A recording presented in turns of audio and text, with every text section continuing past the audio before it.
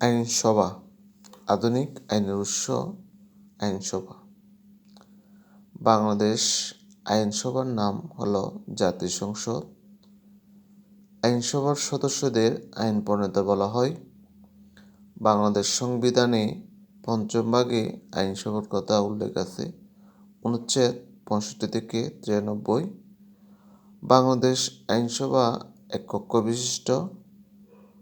জাতীয় সংসদের আসন সংখ্যা 350, প্রত্যক্ষ ভোটে 300 জন, মহিলা সংরক্ষিত আসন 50 জন। জাতীয় সংসদের সদস্যদের মেয়াদকাল 5 বছর। প্রথম জাতীয় সংসদ নির্বাচন অনুষ্ঠিত হয় 7 মার্চ 1973 সালে।